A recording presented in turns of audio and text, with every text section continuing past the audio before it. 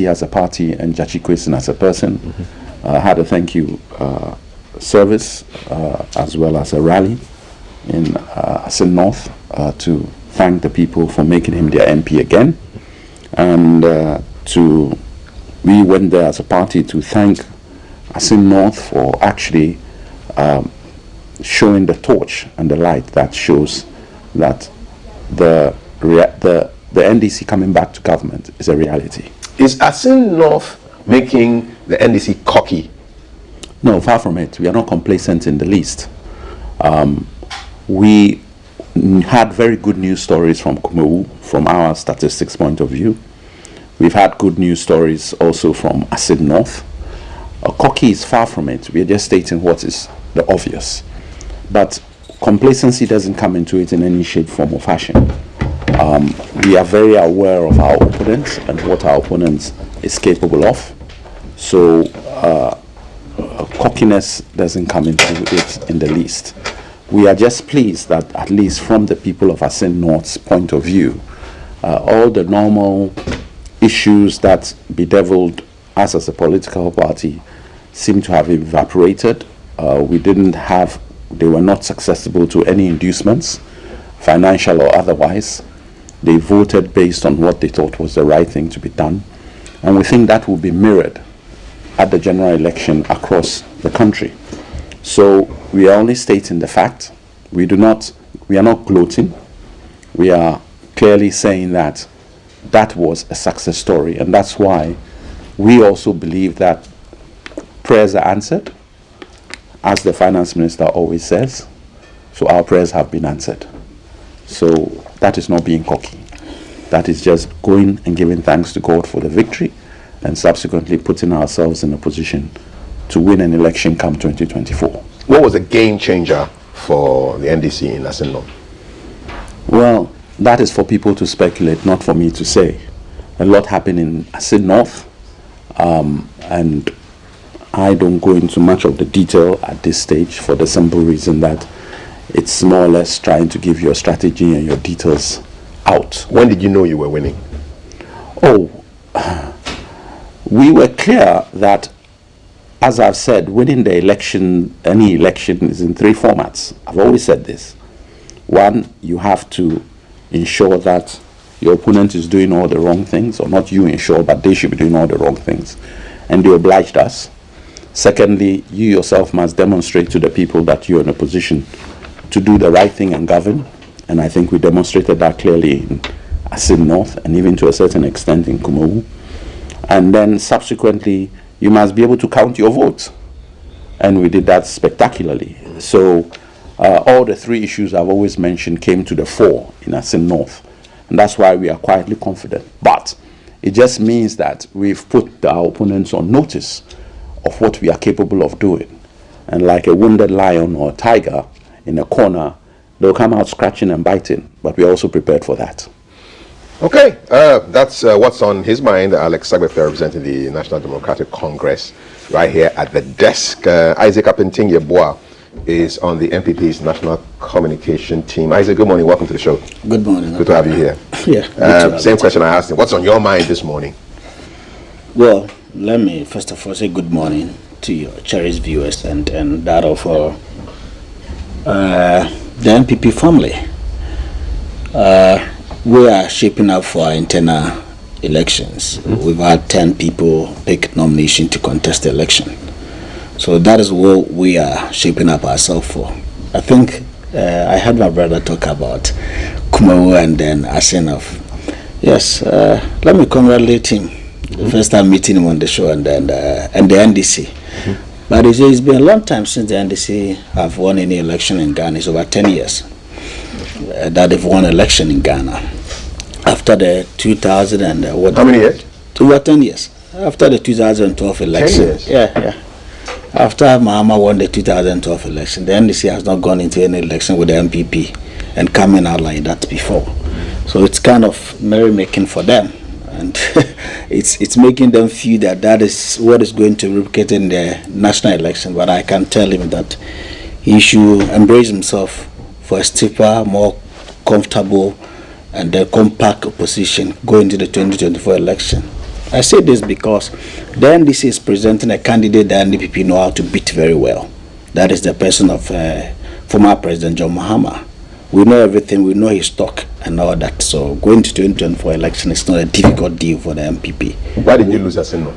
Yes, I've seen of a couple of, I would say, complex situations came together to fight against the MPP. First of all, I think that the person of Jati Chris is a formidable candidate, politician who's been able to put himself across the length and breadth of the constituency. So getting rid of him wasn't going to be easy. Second, I think that our leadership could have exercised some cautiousness going into Asino because of how dedicated, complex and dedicated the situation were. But the aura from Kumewu was sent straight into Asino, which didn't work. But going into 2024 is a different thing. As the president said, yes, we might have lost today, but tomorrow we'll be sure that we win. So I pat the NDC at back, but I can promise them that 2024, whoever emerges as the MPP flag bearer, it's a more credible person to lead Ghana than that of John Mahama. Your potential flag bearers had their meetings last week, ended on Thursday. When does the result come out? Who gets into the top 5? When do we know that? That is the decision. Who gets into the top 5? That's the decision of the Special Delegate Conference.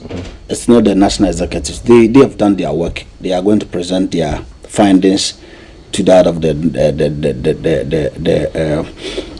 steering committee would receive their workings, and then they would also present to the National Congress, and then the Congress will decide the last those who have to go through. When will that Congress be? That will be in August. Or just next month? Yes.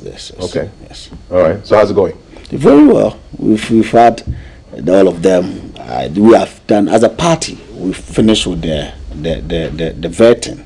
So we've allowed them to be on to talk to our delegates. You've heard Alan Kojo Martin in the Greater Accra. We've seen Dr. Alhaji Banwood Baumia in the Ashanti region, Kennedy, Japan, all of them all over the place, trying to sell out their message to the delegate, because they will decide on August as to who qualifies to be in the first 5, which will push us to November 4th for the main showdown. So they are working. Okay. All right. So they've had their bite on what's on their minds. Can I just make a clarification? Clarification? Okay, go ahead. The NDC in 2020 won 137 seats in Parliament. So it's not been 10 years that we've beaten the MPP. The NDC put forward a speaker. The MPP did. Our speaker is in Parliament. It's not been 10 years. I thought he was a Ghana speaker. We put forward a speaker. Okay. When he becomes a speaker, the president is a Ghana president. Who put him forward? Ghanaians. MPP. Well, they put him forward and Exactly. Ghanaians voted for him. So we've put our speaker forward and he's won. So now he's a Ghana speaker. But it was NDC that put him forward. Okay. So let's be clear. You proposed him. We proposed him. And he's some of their guys voted for him. But that's the beauty of politics. When we win the election 2020, do you think some of their guys will vote for us? So I was just the 10 years is just outrageous. We've won elections throughout. If he's talking of the first 4 years of their this thing, perhaps. But how many by-elections have we had? 2 in this season. It's a draw. And it's 1-1. It's not even 1-1. Why? Kumawu is a stronghold. Okay. Asino is a swing region. Okay. It's not 1-1. So what is it? It's 1-0. Hashtag GTV breakfast. My name is Kawide, and we've got a lot in the news for you. I will tell you what's on our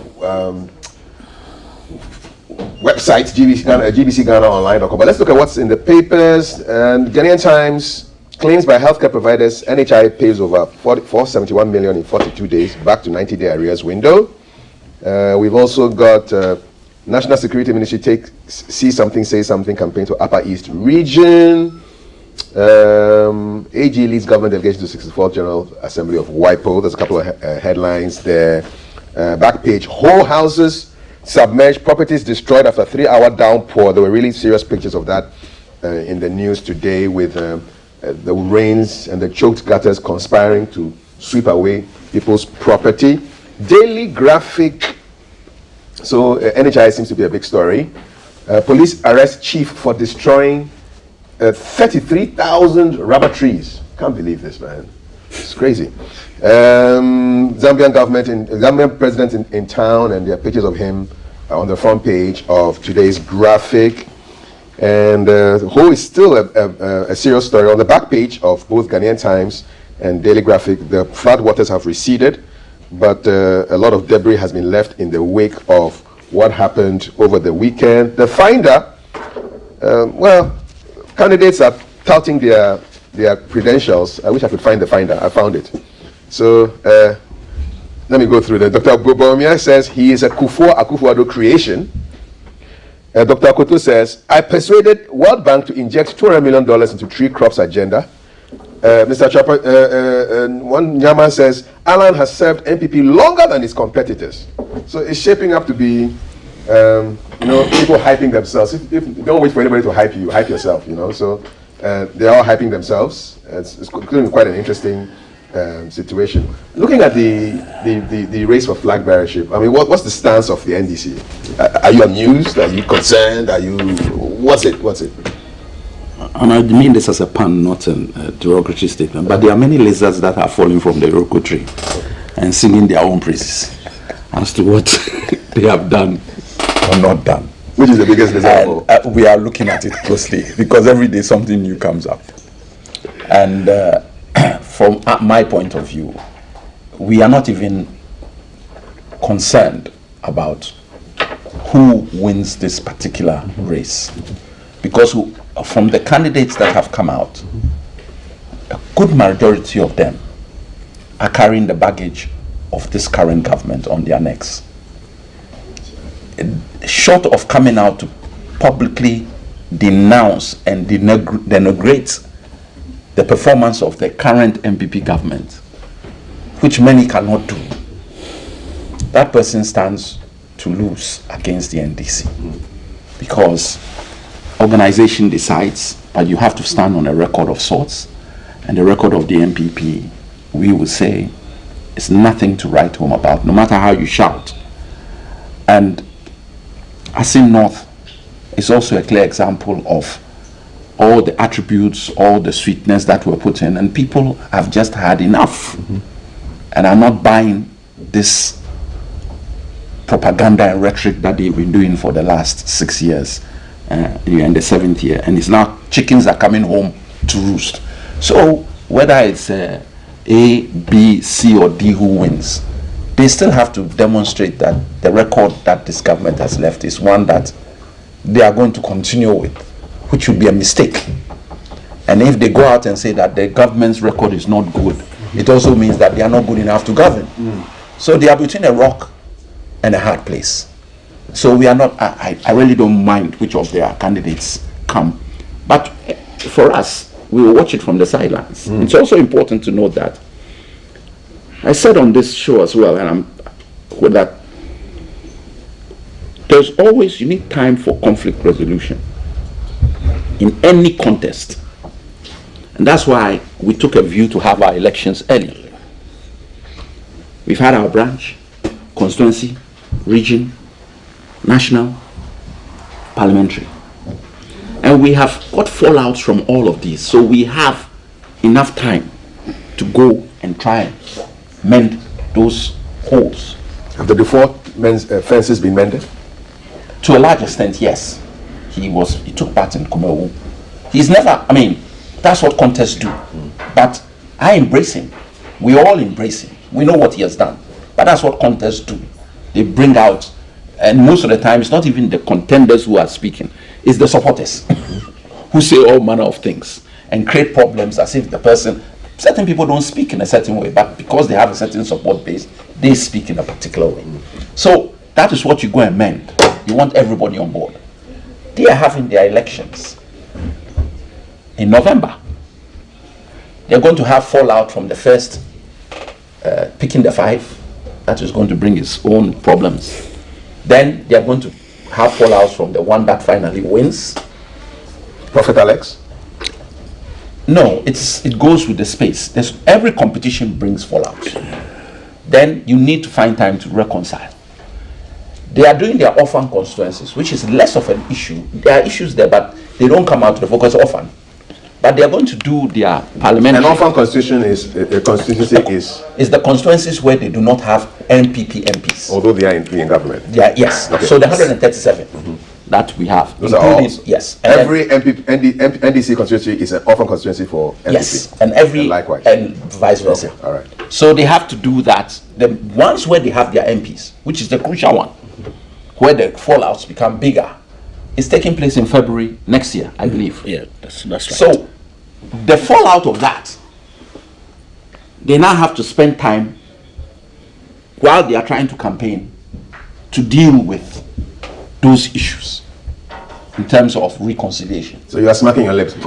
No, I'm telling them what problems they have, which we also have. But in terms of degree and timing, we are in a better place. Okay. Then you have the issue of the state of the country. You then have the issue of a president who is going out, who is going to be shunned by his people because he no longer matters. We've seen this before. And he's not going to take it lightly. When they had the beauty pageant, you remember Kufuor came out and said this, that everybody who is contesting resign. That was a beauty pageant? I call it, I say these things, we can have a potential of that if we don't look at our constitution.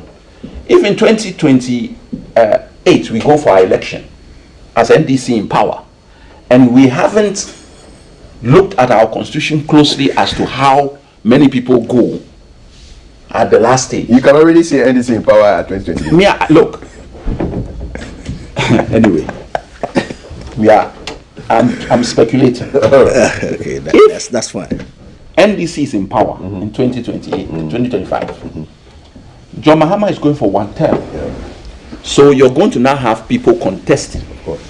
So at that point, we have to see a way to ensure that we don't end up with the beauty pageant they ended up with Kufuor. But I can bet that my senior brother will be there. You're also a prophet Isaac? Yes. Which of your senior brothers? My brother Alex, he will be there. Have you seen me contest anything yet? So there's a lot of stuff going on. Yes, no. So, but the point I'm making is that they have issues which time is not going to allow them to resolve. All right. And we are in a position where we are focused. They must help us to win. They are doing that. We must demonstrate to Ghanaians that we are in a position to take governance. We are doing that. We have time to reconcile. We thank God for that. And we are counting our votes. We have demonstrated it in Assin North. That was like a try run. Yeah. I'm clear that they are in trouble. Okay. Before I get his thoughts, small question, but big issue. Where is your manifesto? You have all this time. But why should we bring out our manifesto? From our records, anytime you come up with an idea, the MPP take it and say yes. Why? You are in government, 7th year, and we should bring out manifesto. So the people of Ghana can tell you what your plan is. We have given teasers. We want the real feel. Why are you teasing us? Why are you teasing the people of Ghana? But give us the real deal. But why at this stage? Why can't we come out with the manifesto in June next year? You save all the time. What is the problem? Why can't we come up with our manifesto in June next year? Won't it be too late? Won't it be too late? Too late for who? To let Ghanaians know what your plan is? It depends on how you want to sell it. And we say we can sell it in 6 months. Okay. Why should we come out with our manifesto when you have no ideas? MPP have no ideas. Because it's not about MPP, it's about Ghana. It's about Ghana. Because if they start changing their tact now, it can have an effect on the election. So we are not going to tell them how to change tact. After when we talk, they don't listen. But when they see it on a paper, they quickly pick it and make it their idea. When it's not theirs. So we leave it. So let me guess. When they elect their flag bearer and they drop their manifesto, then you also come. No. We don't care when they drop their manifesto. Like the same way we don't care when they pick their flag bearer or not. Okay. We have our plan. And we'll stick to it. All right. That's Alex. They have their plan. They'll stick to it. Isaac, what are your thoughts on this? My brother, I'll start from where he left off. First of all, the NDC has never in any way presented any meaningful manifesto to Ghanaians, and it's also not true that we pick stuff. No, they rather anytime they wait, even in opposition, or they will wait for MPP. Either we are in government or in opposition to present our manifesto. they will quickly go behind it, try to come out of it. But they've not been successful either. Second, you heard him. He said that they have been packet of their manifestos around. Yes, and I know. We heard their leader, the former president, say that he's going to build small poultry, what do you call it, pockets of poultry stuff where he will give feeds and other things to people within their party and all that. So we've heard those things go around and that. So we know what the NDC, their vision, how it looks like when Ghanaians make that mistake. And I know Ghanaians are not going to do that. He talks about they'll be able to sell their manifesto in 6 months. However, the MPP cannot sell a candidate in a year. And that we're going to have challenges. I tell him the MPP will finish our internal elections and present a manifesto to the people of Ghana that the people of Ghana say this is a workable manifesto that will ensure power. Listen to former Minister for Local Government and former MP for Wasa Menfi East, Akwesi Opomufusu. He says MPP has failed. None of its aspirants is a threat to the NDC. How do you respond to that? That is his opinion. As we speak now, the former president himself has admitted that Bawumia is a headache. It gives him sleepless night. The former president, he said it. Where? I will look for the bite for you. No, you cannot just. I will look for. You've listen already. You have to let me know where you got the bite from. It's even a video. That's what I was going to get to you. Don't worry. They will send. Once I've mentioned. He has, oh yes. He said anytime Bawumia speaks, listen. Let me quote him. Anytime the vice president speaks, he gives me a lot of headache. That's former. When and where? Don't worry, I'll give it to you. No, I'm worried because you're saying stuff that you're not. Let's proceed. I said I'll give you. We can't proceed like that. Oh, I gave you a quote of somebody who said something about it, and I asked you to respond. And you've dropped something. I didn't even ask you the verify. platform he was on. Because I think that there are people there are people within the MPP that I'll say that they are out of touch. You understand? And likewise the NDC. We had what's his name? The former president contender, the former finance minister. Before. Yes, make all manner of comment right down to the election. With some of them very derogatory against the former president. You understand? So going into any election, you find pockets of people within the party coming out with such comments. You understand? We don't dwell so much on it. Within the NDC, they know that the former trade minister is a formidable candidate. If you ask Mr. Segbefia. Dr. Koto? No, Dr. trade minister. Mr. Chamatin? Yes, he knows him. You know how formidable he is. What's his name? The one you just mentioned. Akoto. He's a formidable person. Please stop at Chamatin. I should stop at Chamatin. Don't go. Akoto is not a formidable issue. Oh, so in admission. Yes. In admission. So he cures the mischief of what's his name? Kojo whatever Fosu. He cures. Thank God that he has mischief. You said he was his opinion. Why is his opinion a mischief? Oh, because you don't agree with it? Not because I just called disagree his with opinion you. mischief. No, that's please. Okay, Please, you know I retract the mischief. Thank you. It's his opinion. It's his opinion.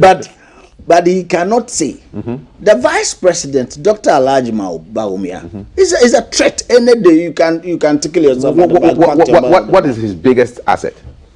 Why is he the biggest threat to the? Why is he a big I never threat? say he's the biggest. No, threat. why is he a big threat to the NDC? He's a big threat to the NDC because you remember what's his name? Your chairman.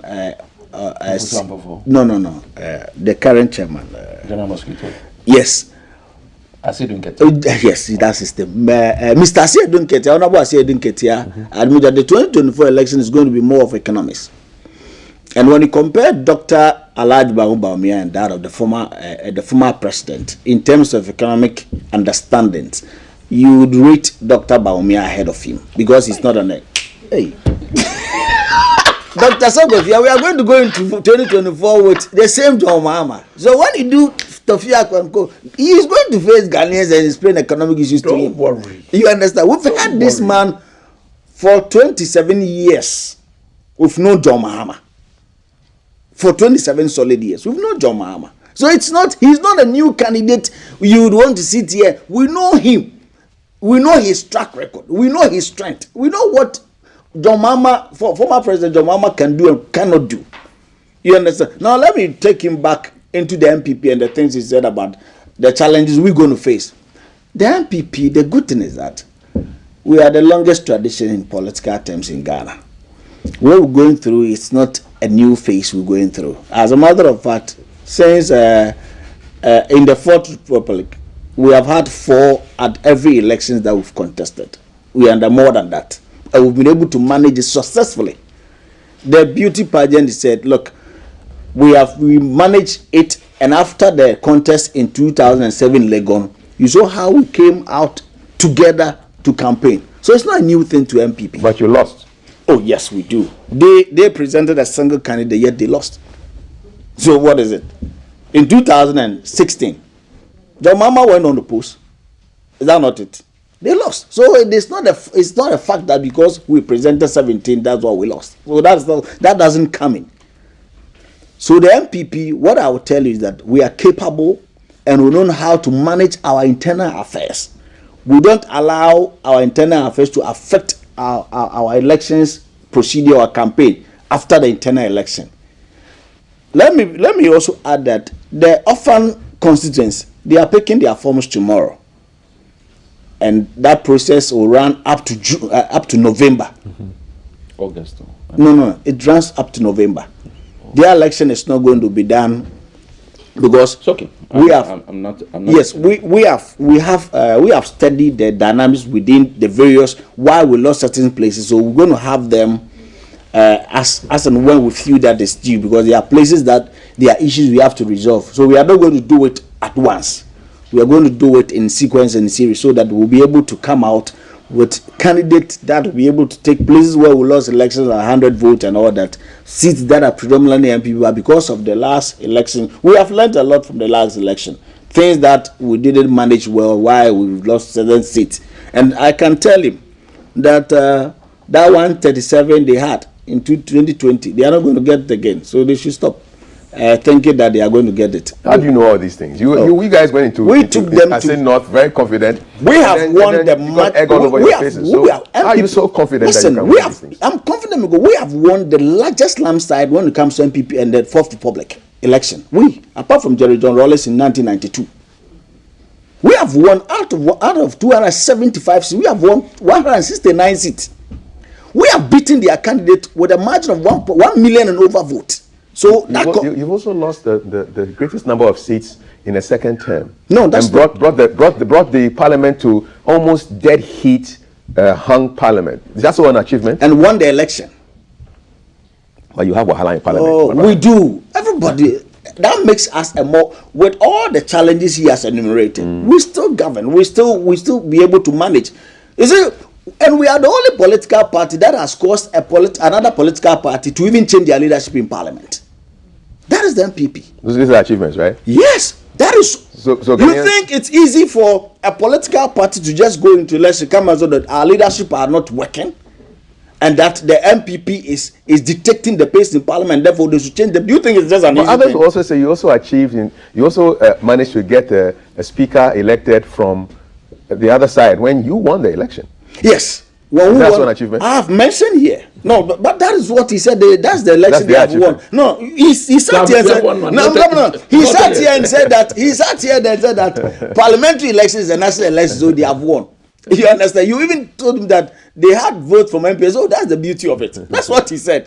But I am telling you that what we have done, even with that numbers, 180, 137 with the independent person joining and making the majority, we've been able to cause the NDC, to change the leadership in parliament. And they cited what? Incompetence. Okay. You understand? That is the work of the MPP. So a lot is going on. I want to just let us discuss some of the things Can we just clear that. You want to clear a point? We had change of leadership every new session of parliament. We always do it. Certain things came, like the court case, which we had to go into, and it was decided was not the best time to deal with a change. After that, we were going to go into elections from the branch to the national. And it was also felt that not an appropriate time to touch the leadership in Parliament. So we have our reasons. But to give the impression that it was the performance of the MPP that created that change is totally false and a fallacy. That is and not a fallacy. True. That is not true. Because we had your Honorable Asiedun Katia make reference to the fact that the 2024 election is going to be based on economics and finance, and therefore Honorable Kisley Atto Forsen I don't have a problem with the reasons he gave. The point you made was what that means is that I'm coming, please. We were doing change because of this. And I'm saying the change was already on the cards. More than the election was over, the change was there. It was not something, it had been discussed. My brother, you've been in this circle for a long time before myself. And then my brother has been, as a former Minister of State, Yes. a cabinet minister, you know more than I do in terms of, look, but what I know. When, right after election, the both minority and majority put up their best forward to be the leadership. Is that not the practice? Is that not the convention? We're listening to At you. what point in time did the NDC realize that after 2 years of these people, okay, in affairs, we went into election 2020. You gave them the mandate to lead you in 6th of January 2021, that they should lead your party. At that time, the NDC had not decided even the date to go for their branch elections. The NDC had not decided. But how do you know we hadn't decided? You can't speak for us. And I'm telling you that you are speaking for what you think you know. And I'm speaking And for the what is reason the reality. cited, no, you The are reason is- putting the reason cited by your national chairman. Your national chairman never mentioned anywhere when he was called to give reasons why He did. at that point in time. He never He mentioned, mentioned any of that that. it You was have, on the cards. he said that. It wasn't something that came up in the moment. The change was clearly one that was on the cards from the onset. And it was the court case that delayed it. I'm sorry I interrupted. I'm just clarifying. You can go ahead. I'm so sorry. So that's fine. So let's just No, so let me finish. wrap it up. I want to ask you a question. Yes.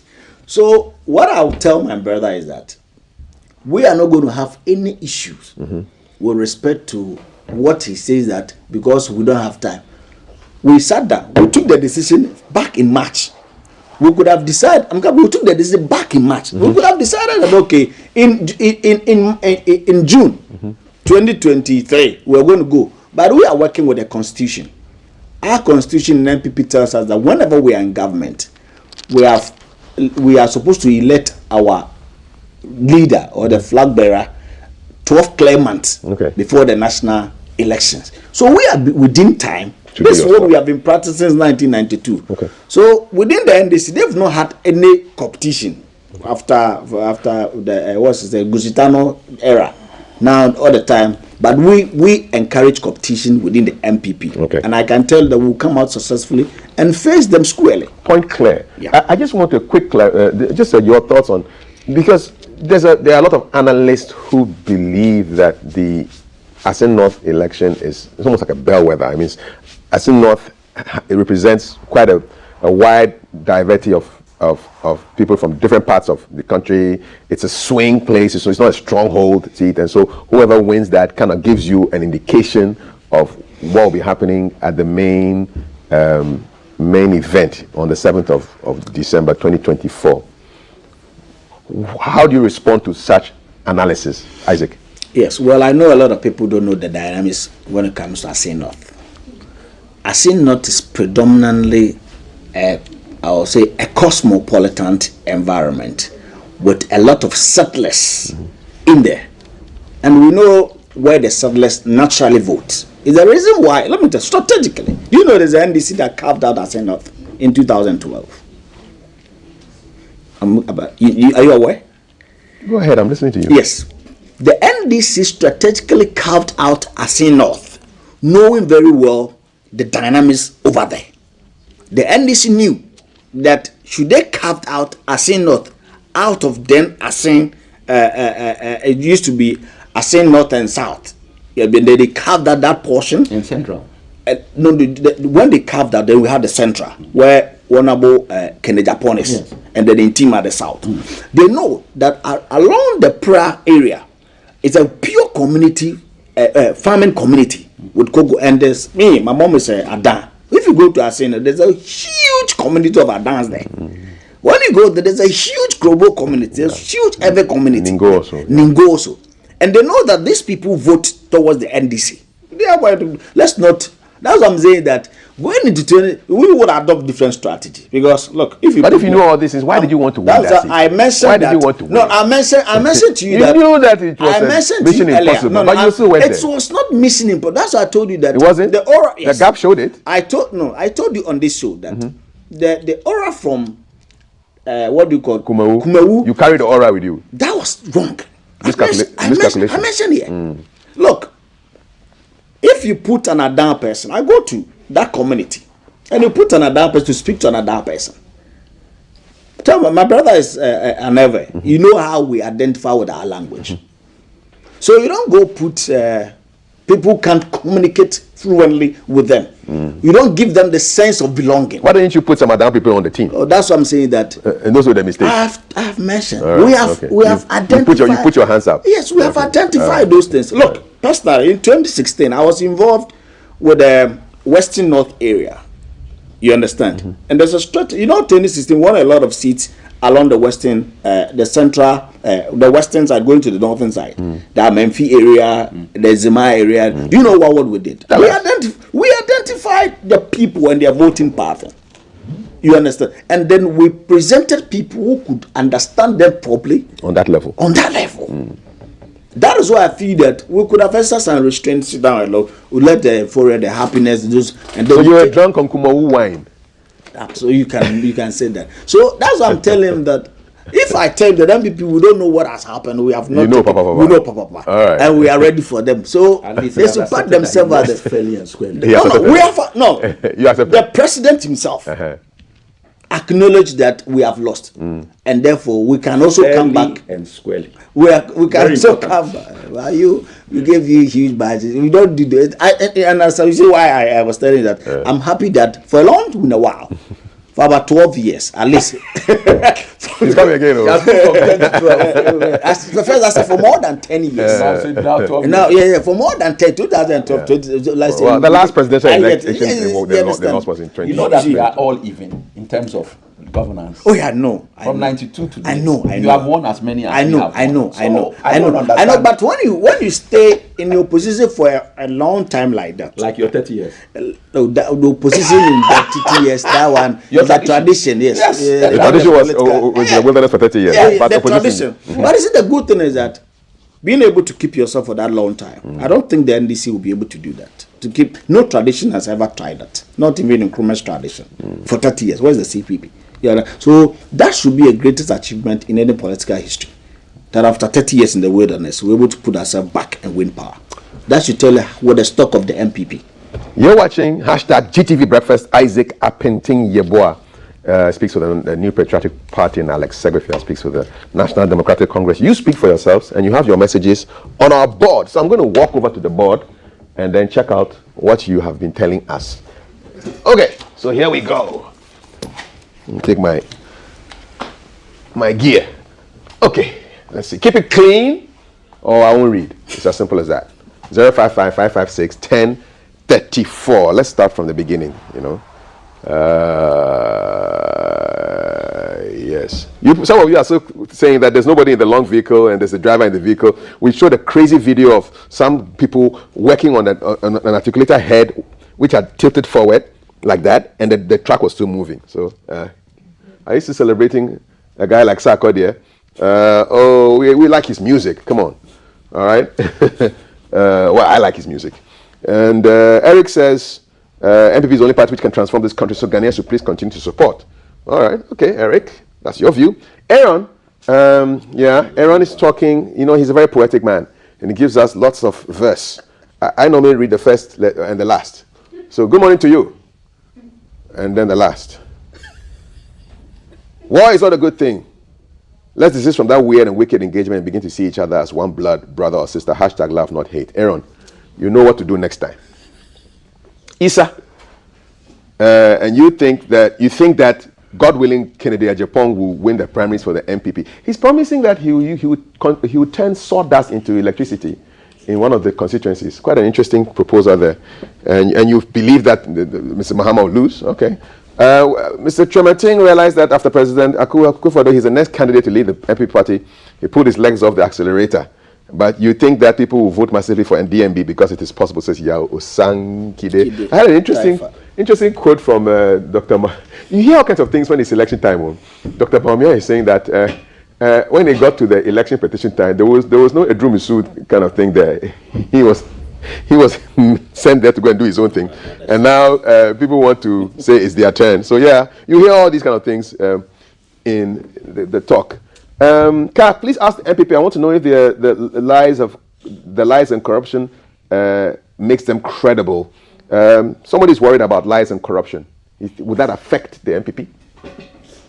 Isaac? The MPP, there are no liars and corrupt people within the MPP. Oh, you're saying? Yeah. I'm not saying we are saying, but before you can pinpoint that somebody is corrupt, it's not you just accusing people that this person is corrupt. There should be reason. There should be facts. There are some people having a date with the OSP. The OSP is talking to a couple of people. So I'll wait for the OSP to the good thing is that, so if he's talking about the MPP or the government, this is our OSP.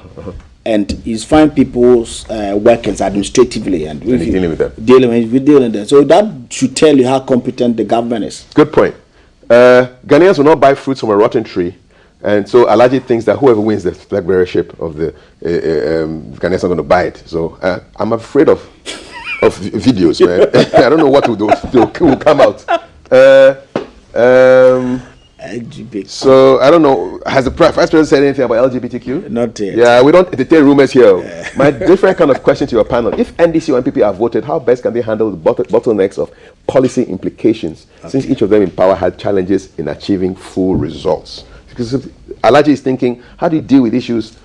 Well, Mr. Segbefa, you've been in power. What are the big challenges to dealing with issues? What are the bottlenecks that stop policy from being implemented? Well, I think first of all, you have to be truthful about your situation. If you're not truthful about the situation, you embellish it or make it sound like it's all under control, you have a problem. So it's one thing people just commenting, but when you're in government, you in the government position must be saying what the situation is and then the solution to how you're going to deal with it. Okay. And I think that is one of the things that is lacking. And I'll comment on some of the other issues, but when you finish it. Isaac. I think this is what President Akufo-Addo has done pretty much well. In every time he has admitted, in any time, since the COVID time, you heard him publicly say that we know how to bring back the economy.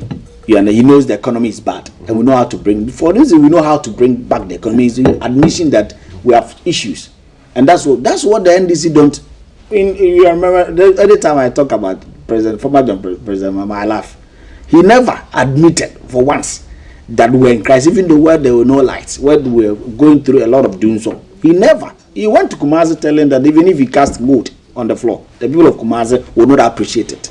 That is the person they are bringing back. You understand? But the President Akufo-Addo has admitted that yes, we have challenges in the economy and we are working towards What is the biggest challenge to this particular administration in solving our problems? The biggest challenge has been financing. We are inability to raise revenue from our own people. People try as hard as possible to cut off from the system. You know, when Samuel Mahama, the new ECG boss, took over, we have state institutions that were doing illegal connection of electricity just because they don't want to pay revenue. So when you have these bottlenecks, as you rightly put it, how then do you be able to meet up your obligations in terms of finances? Okay. And that has been the challenge. So once we're able to confront these challenges and then block these leakages within our system and raise substantial revenue, then we'll be able to meet our financial obligations clearly. That is the challenge. Someone is analyzing Kumo. He says your party performed badly. If you add the votes of the independent candidate to their candidate, their votes dropped by 10%, while that of the NDC increased by 50% over 2016. Are you not worried? No, we are not. Simple answer for you, bro. Well, we still remember the promises made to the youth in 2016. Fast forward to 2023, we are still hoping those promises are to be fulfilled. Youth of Ghana are highly disappointed. I don't stand alone. # Ghana must work. Nyan Crack Jr. Who is See, Kata- near Ankara. Yes. Today we don't have Youth Unemployment Association in Ghana. They used to. During the John Mahama era, there was a huge youth unemployment. In 8 years, there has not been the youth on rampage on the street of Accra demonstrating for unemployment. So we would also do that comparative analysis. So that is it for near Ankara. Someone is sending you flowers. Says you're good. Keep it up. Thank Sonny, you think that in spite of the challenges, this government is the best and the fourth with public greetings. Is Dumsor back again? Yeah, there's been some kind of undercover Dumsor. It's your gentleman. It's your gentleman. No. Your gents are not Honestly on. speaking, I'm not talking about our gents. Okay. No, I want to find out. It's your gentleman. Your generators are not on. Our generators are on. I'm asking, are you changing the generator now? They are on. Now? Yes. Now? Why? Because you don't hear it. It's not true. I'm just coming from here. It's not true. You ask question. You ask question. You ask a question. If you don't know the answer to the question, don't ask it to me. This is law. The man is. So I've been told that my gents are working. You say it's not true. I think about.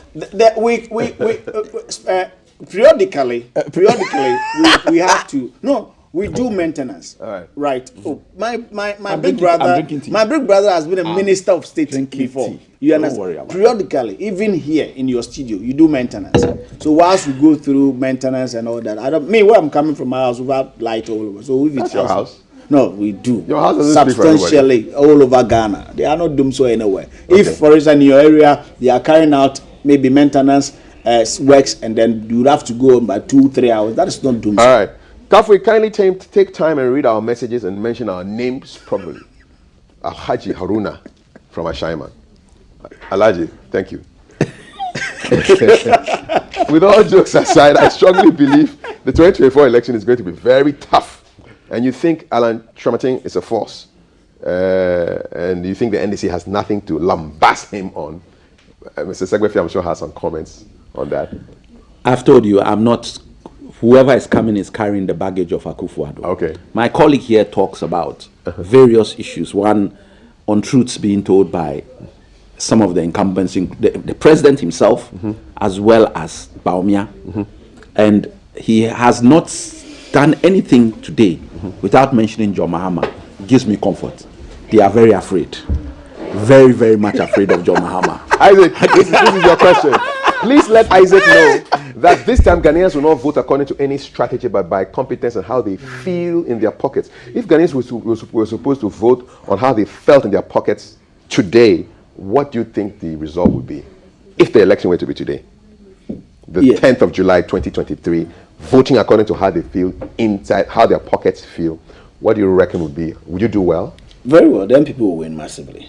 If the election were to be held today? Today. Yeah. Okay. I don't expect you to say anything else. That's the truth. Yeah. The audacity to justify wrongdoing from the MPP general. We need to know what exactly you're talking about. If there's any wrongdoing, please let us know. Be specific.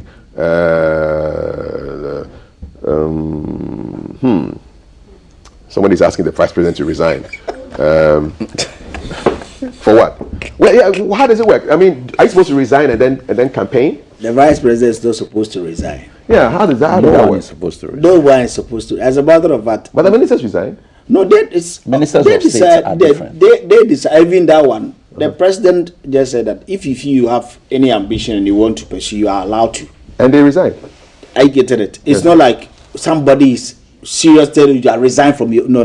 They decided that for the next phase of their careers, they will need that attention going into the election. So they don't want to take the opportunity from other people. Because if you that, but for Alan's resignation, Katie Yama wouldn't have been minister. Okay. You understand? Yeah. But for Akoto's resignation from Agric, I don't think Brian would have been a minister. Okay. This thing that But if Baumia resigns, John Penting can become vice president too. So Isaac himself. Any quick comments? I have a Kwame Nkrumah Memorial Park rant that is boiling. Yeah. But I want you to just wrap up anything you heard over there that you want to respond to before, and then wrap I up. think that we will still give the assurance to our teaming supporters and Ghanaians that the MPP and then the government we're working towards their plight. We know, yes, we acknowledge the difficulties we have to go through because of what national, internationally, the catastrophe that has happened to the world all over, and all economies are trying to come out of these shocks. Ghana is not an exception. We are all working towards it to ensure that we arrive at a safe port. But around that, I would also encourage that we should move along while we do the needful. I will encourage the youth, especially. There are opportunities. Ghana is still an emerging economy. There are opportunities within the system that we could advance or we could access. You understand? It's a reason why this government is making sure that there are avenues. You understand that even when they need startups and all that, they should take advantage of those ones. And I think that once we're able to build our own system, I don't like the system whereby we allowed experts to take the chunk of our economy.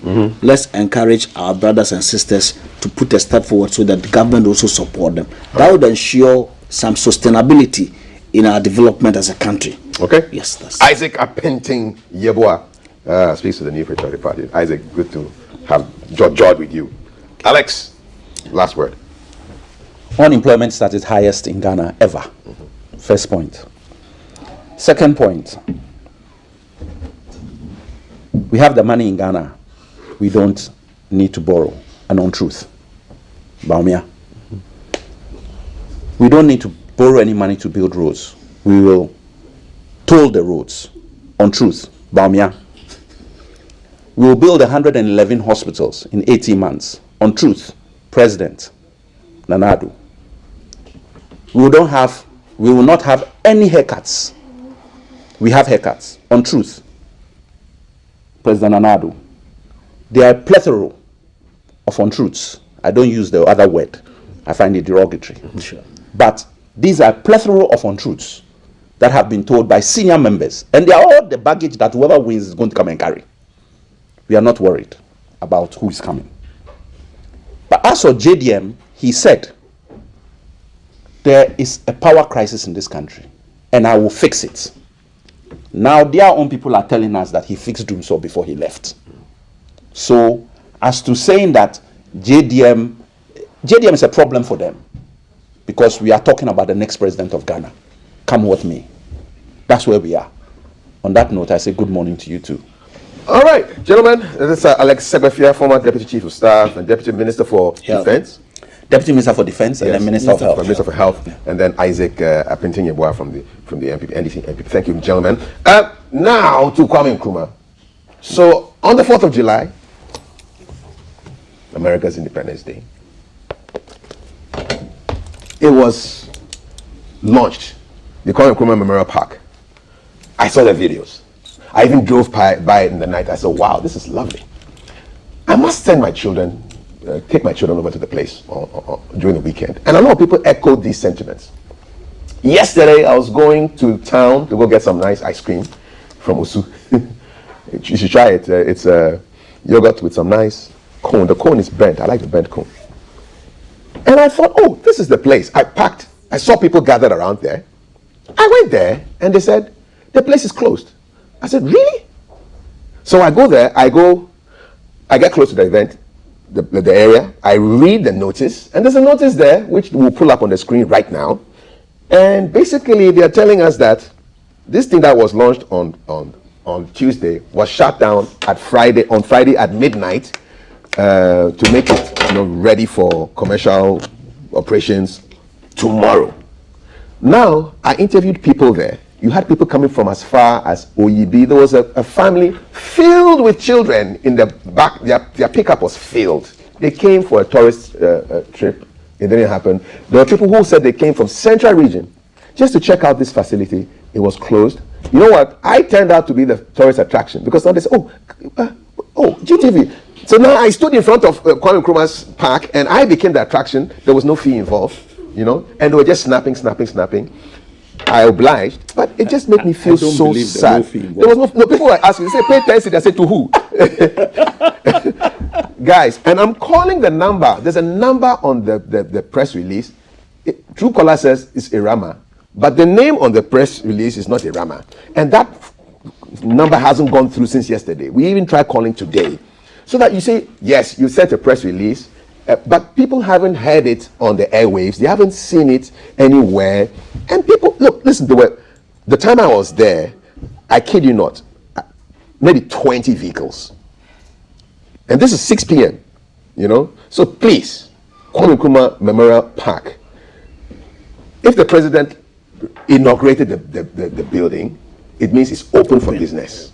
It's open for business. Please. You've built all this demand, we've seen all these videos, and now people get there and then deflation, whew, you know, blow the balloon and then it doesn't even explode, it just deflates, you know, it's you know, turgid and then whew. Not good. Please. We are hoping that tomorrow there'll be no excuses. You open it and just keep it open throughout the week, Monday to Sunday. I've had an experience going to the children's park on a Sunday. The park is closed. Sunday after Fufu, this is 3 p.m.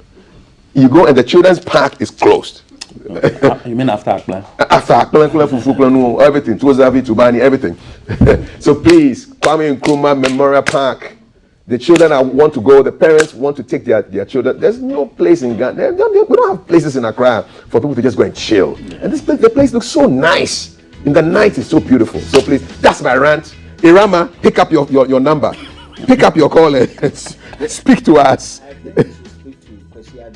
You see, it shouldn't get to that level. We shouldn't be speaking to the boss of Ghana Tourist Authority when we have somebody down there in charge. Rama's phone is off. But it's a man, oh, it's not even, it's a man. True caller has identified the guy, you know.